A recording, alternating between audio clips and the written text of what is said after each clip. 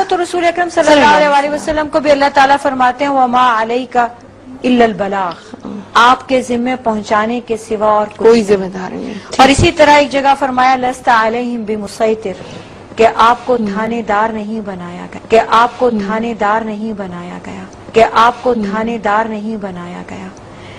جب ایک نبی کو یہ کہہ دیا گیا ہے، جب ایک نبی کو یہ کہہ دیا گیا ہے، جب ایک نبی کو یہ کہہ دیا گیا ہے تو ہم کہہ سکتے ہیں، ہم کہہ سکتے ہیں، ہم کہہ سکتے ہیں، ہم 2 بار 10 بار 20 بار کہتے رہیں گے.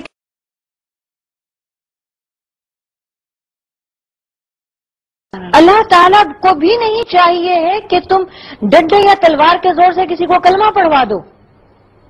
پڑھنا ہے پڑھے، نہیں پڑھنا تو رسول اکرم صلی اللہ علیہ وسلم سے بھی فرما دیا کہ داروغہ نہیں بننا ہے. رسول اکرم صلی اللہ علیہ وسلم سے بھی فرما دیا کہ داروغہ نہیں بننا ہے. رسول اکرم صلی اللہ علیہ وسلم سے بھی فرما دیا کہ داروغہ نہیں بننا ہے. لا اکراہ فی الدین، زبردستی نہیں لانا ہے.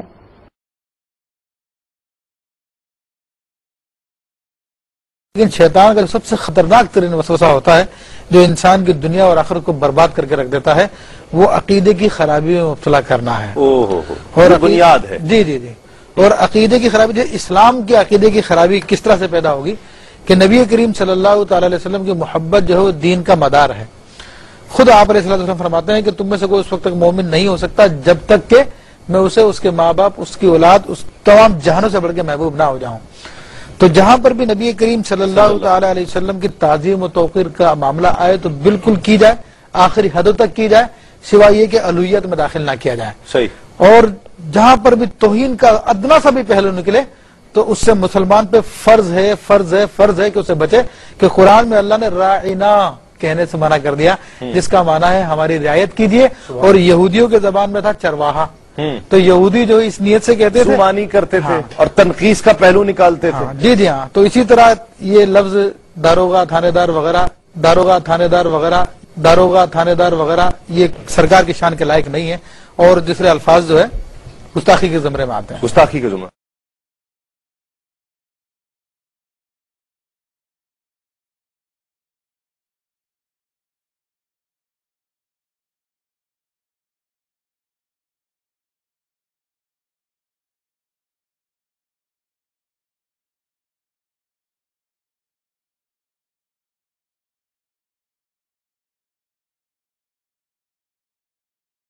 نے یہ بتایا کہ دیکھیں جانور بھی جو ہے اس سے حساب لیا جائے گا.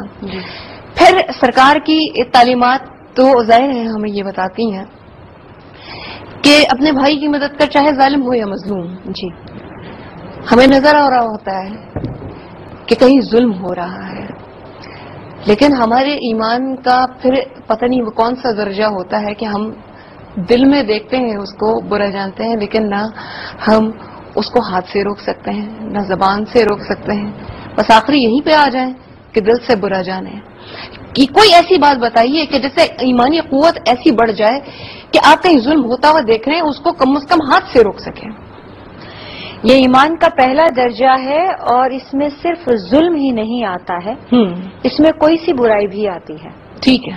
جس معاشرے میں اگر آپ کو ٹوکا جائے کہ آپ یہ غلط کہہ رہے ہیں یا غلط پہن رہے ہیں یا غلط اوڑھ رہے ہیں یا غلط بول رہے ہیں تو وہاں فساد ہو جائے، جس معاشرے میں پیشنس اتنا سا بھی نہ ہو کہ کوئی کسی کو بریدنگ سپیس دے، جس معاشرے میں آنکھوں کے سامنے قتل ہو رہے ہوں اور لوگ خاموشی سے گزر جائیں، یہ قرب قیامت کے آثار ہیں.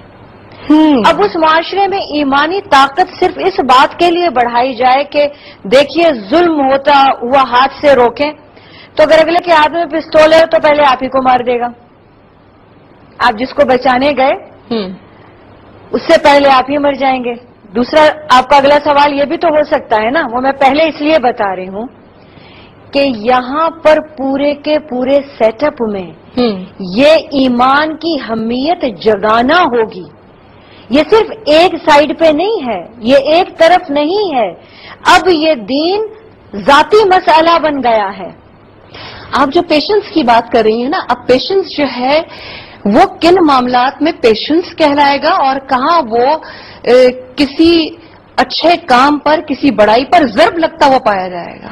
یہاں پر تو میں یہ دیکھ رہی ہوں آج کل پورے کے پورے دنیا میں معافی کے ساتھ عرض کروں گی کہ مجھے تو ایسا لگتا ہے کہ پتہ نہیں کسی لمحے بھی قیامت آئی کہ آئی.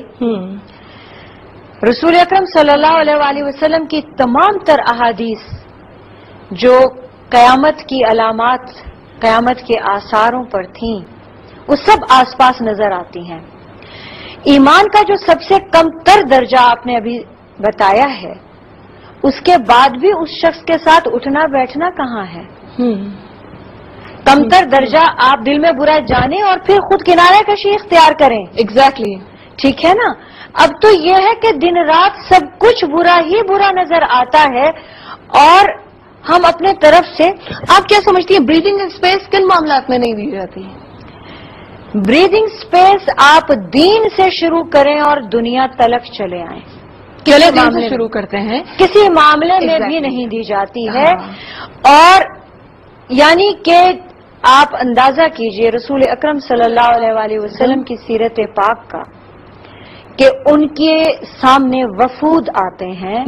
کبھی عیسائی وفد آ رہا ہے، کبھی دوسرے مذاہب کے آ رہے ہیں، روم سے آ رہے ہیں، ایران سے آ رہے ہیں. 3 دن آ کر آپ کے پاس قیام کرتے ہیں، آپ کو تقریریں سناتے ہیں اپنی.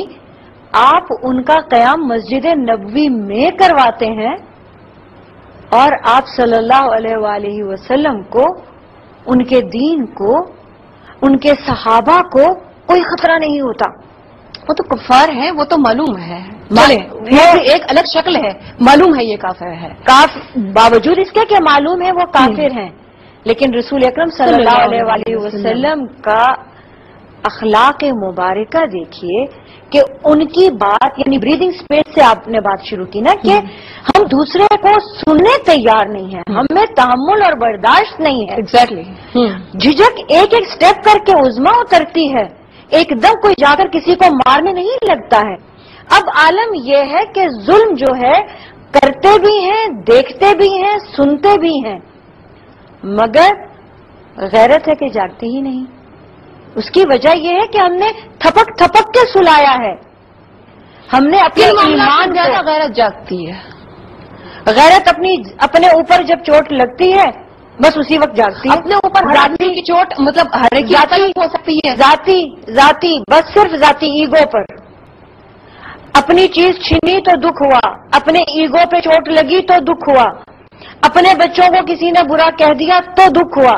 ہم سمٹ کے ایک بنا دیا ہم نے اپنے آپ کو کائنات کل، اسی کے ارد گرد ہم گھومتے رہتے ہیں اور ہمارا دماغ، ہمارا دل، ہماری ہر چیز اس کے ارد گرد گھومتی رہتی ہے. ہم اگر کھلے ہو کر سوچیں. اب دیکھیں، اب یہاں ظلم کی بھی بات ہے، ظلم برداشت نہیں کرنا، اس کو روکنا ہے. بالکل. ایک طرف معاملہ ہے ان اللہ مع الصابرین، پیشنس کہاں پر رکھا جائے گا اور کہاں پیشنس کو اپنے نیز و نابود کر کے جو آخری ایمانی حدیں ہیں اس ظلم کو پکڑ لیا جائے گا. ہم انڈیویجولی جس ظلم سے خود کو روک سکتے ہیں، ہم ایک ماں، ایک استاد، ایک معزز شہری، ایک تھوڑے بہت پڑھے لکھے ہونے کی حیثیت سے ہم خدا کے احکامات سے شروع کریں اور اپنی لمٹ تک، سبحان اللہ، بہت سے عزت تک ایگزیکٹلی اپنا کنٹرول کریں. جو اللہ تعالیٰ کے احکامات پر، جو خالصتاً قرآن کے احکامات ہیں، اگر ان پر کوئی ضرب آتی ہے تو یہاں پیشنس روا رکھا جائے گا یا پکڑ لیا جائے گا؟ اگر آپ خود جانتے ہوئے ہیں تو آپ ٹوک سکتے ہیں. ٹھیک ہے. اگر آپ دیکھتے ہیں کہ آپ کے سامنے کھلم کھلا بے حیائی ہو رہی ہے، قرآن کے خلاف ہو رہا ہے، اللہ کی حدود کو توڑا جا رہا ہے، آپ کو پورا حق ہے کہ آپ روکیے. اور اگر آپ کے بس میں نہیں، آپ نے روک دیا، آپ کے بس میں نہیں ہے کہ اب آپ ان کو باز بھی رکھیں، آپ نے کہہ دیا، اب آپ کا فرض پورا ہو گیا. ٹھیک ہے. اب حکومت کا، اب وقت کے اقتدار کے لوگوں کا فرض بنتا ہے کہ وہ اسے روکیں، کنٹرول کریں. یہ تو بڑے بڑے معاملات ہو گئے جس میں امن آ جاتا ہے، جس میں سیفٹی آ جاتی ہے، جس میں حدود اللہ آ جاتی ہے. ایگزیکٹلی. جہاں نقص امن کا بھی مسئلہ ہو، پھر کیسے روکیں گے؟ وہ اللہ کے احکامات کی پامالی بھی ہے، اور وہ احکامات فرض کیجئے جو اگر سب سے بڑے احکامات جو ہم کہتے ہیں کہ تمام دنیا میں جس طرح ہمارا دین اسلام ہمارے حقوق سیکیور کرتا ہے، ہمارے حقوق سیو کرتا ہے، اس سے سب سے پہلے تو احکامات اگر فرض کی جائے جیسے نبی کریم صلی اللہ علیہ وسلم کا حق ہے، اور اگر کوئی شخص اپنی علم میں، اپنی بصیرت میں اس میں کوئی رخنہ اندازی ڈالنے کی کوشش کرتا ہے جو بالکل متصادم ہے قرآن کے احکامات سے، پھر آپ اس کو کیسے پکڑیں گے؟ رسول اکرم صلی اللہ علیہ وسلم کے حق سے آپ کی کیا مراد ہے؟